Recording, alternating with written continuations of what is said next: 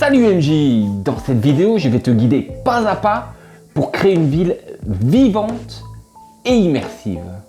De même qu'en description, tu trouveras un lien vers mes ressources dédiées au MJ. T'es prêt? Pourquoi créer une ville bien structurée? Ah ça oui, je me rappelle mes premières villes. Réellement, c'était un chaos sans nom. Elles n'avaient ni queue ni tête. J'arrêtais pas de faire référence aux livres que j'avais lus, aux films que j'avais vus, et malheureusement, elles n'avaient pas de réelle cohérence. Ou alors, c'était des villes génériques, avec des lieux génériques, comme le Poney Fringant qu'on a tous rencontré 1000 fois dans nos parties. Justement, vous avez juste ici un lien vers ma vidéo qui se consacre spécifiquement à la création de lieux uniques. Mais j'arrêtais pas aussi de me contredire sans arrêt, ce qui n'aidait absolument pas le scénario et encore moins l'immersion de mes joueurs.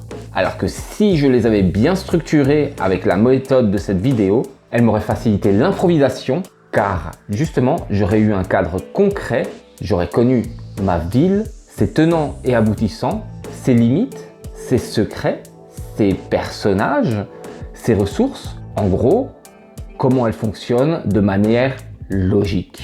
Mais aussi, elle aurait amélioré l'immersion de mes joueurs car elle était cohérente, je ne me serais pas contredit sans arrêt et j'aurais pu aussi leur décrire chaque recoin même si je ne les avais pas préparés. Et surtout, ils s'en seraient souvenus car elle aurait été unique. Élément basique d'une ville. On va débuter par la construction d'une ville simple mais fonctionnelle avec 1. Le climat et l'environnement. La base de ce qui entoure ta ville. Le climat, qu'il soit sec, humide, chaud ou froid. Les façons de vivre ne sont pas les mêmes dans le Sahara que dans l'Arctique. L'environnement. Que ce soit des montagnes, une île, de la plaine ou de la forêt. De la même manière, on ne vit pas de la même manière à Fond-de-Combe que dans la forêt noire. 2. Origine de ta ville. Pourquoi, quand et comment fut-elle fondée? Ici, tu pourras justement donc ajouter du lore à ta ville pour réellement lui donner une texture et une histoire qui lui sera propre. 3. Nombre d'habitants et race principale. Est-ce un village, une ville, une métropole, une mégalopole? Il faudra que tu t'interroges sur la taille de la ville que tu souhaites avoir à ce moment-là. Car beaucoup de choses peuvent découler de cela. De même, il faudra savoir s'il y a des conflits internes à la ville entre les races qui la peuplent. 4. Principales activités économiques. Avec cet élément, tu pourras savoir comment ta ville subsiste à ses besoins et quelles sont les activités qui peuvent être rencontrées dedans. Tu pourras aussi ainsi décrire les activités du quotidien à tes joueurs, ce qui leur permettra de plus facilement s'immerger dedans. Et pour cela, tu pourras ajouter des détails sensoriels qui réellement ajouteront un plus à ta ville. 5. Structure politique. Qui gère et comment? Est-ce une monarchie féodale, une oligarchie marchande, une théocratie, une dictature militaire, un conseil des races, une gouvernance druidique, une guilde dominante, peut-être même une intelligence magique gouvernante? Et cela ne sont que des exemples, mais chacun de ces exemples se gère de manière différente. Il faudra y penser lors de ta création de la ville. 6. Force de l'ordre. Qui vient lorsque les joueurs se décident à foutre le bordel dans la taverne et comment ils interviennent?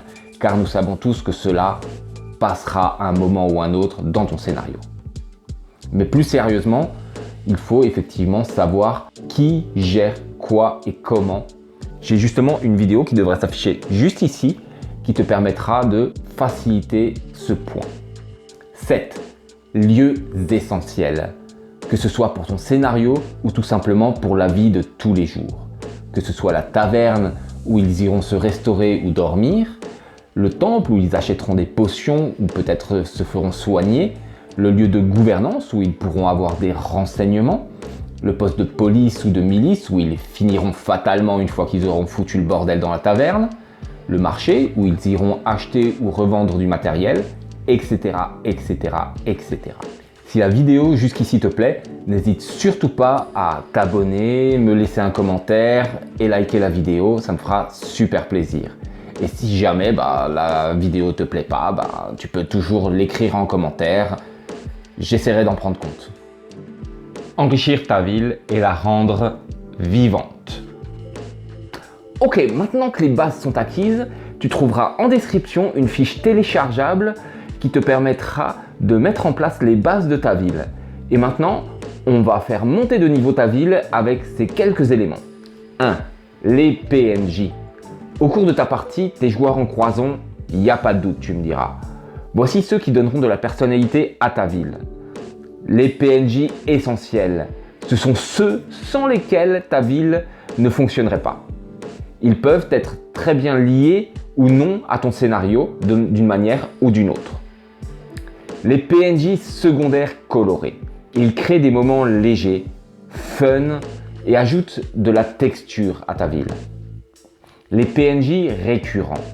Eux te permettent d'attacher tes joueurs à ton univers. Ainsi, recroiser un PNJ déjà vu ailleurs permet d'avoir une unité dans ton monde. 2. Les événements annuels et fêtes marquantes, tels que Noël, Nouvel An, la fête des vendanges, etc. Tous ces événements te permettent de démontrer à tes joueurs que le temps passe dans cet univers et ainsi leur donner plus de réalisme. 3. Factions présentes dans la ville.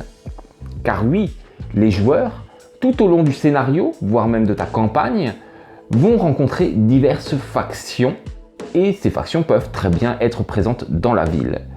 Elles peuvent être des factions alliées qui leur donneront des avantages ou des renseignements, une faction neutre qu'ils n'ont jamais rencontrée et donc par conséquent ils n'ont aucun feeling avec eux, ou alors une faction ennemie qui justement essaiera de leur mettre des bâtons dans les roues ou tout simplement qui leur fera payer plus cher certains services. 4. Secret et mystère.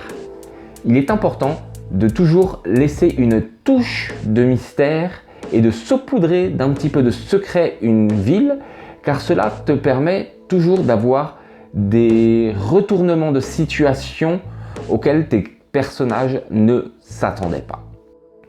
5. Faits intéressants et couleurs locales. Grâce à cet élément, nous allons peaufiner la profondeur de ta ville. Ainsi, tu peux créer de micro-événements, comme par exemple une bagarre de rue entre voisins sur l'assainissement de la rue, avec laquelle tes joueurs peuvent interagir. Tu peux aussi créer des surnoms pour tes villageois qui seront justement transmis par des voyageurs aux personnages. Mais tu peux aussi ajouter des coutumes étranges, comme par exemple, il est interdit de toucher les poulets qui stationnent au milieu de la rue. Tu peux aussi créer des plats locaux qu'ils pourront découvrir dans les différentes auberges qu'ils visiteront. Mais aussi, tu peux créer des expressions typiques. Ou alors, tu peux aussi créer des détails architecturaux uniques, tels par exemple un magasin qui serait construit avec les ossements d'un dragon qui se serait écrasé sur le village ou sur la ville il y a 300 ans. Voilà, donc grâce à tous ces éléments, tu devrais être capable de créer des villes uniques qui permettront d'immerger tes joueurs dans ton scénario. N'hésite surtout pas à t'abonner si tu souhaites plus de conseils pour toi MJ et rajoute-nous un petit commentaire pour nous dire quelle ville tu as construite grâce au fichier téléchargeable de création de villes rapide. N'hésite surtout pas non plus à partager la vidéo et à liker, ça m'aide énormément.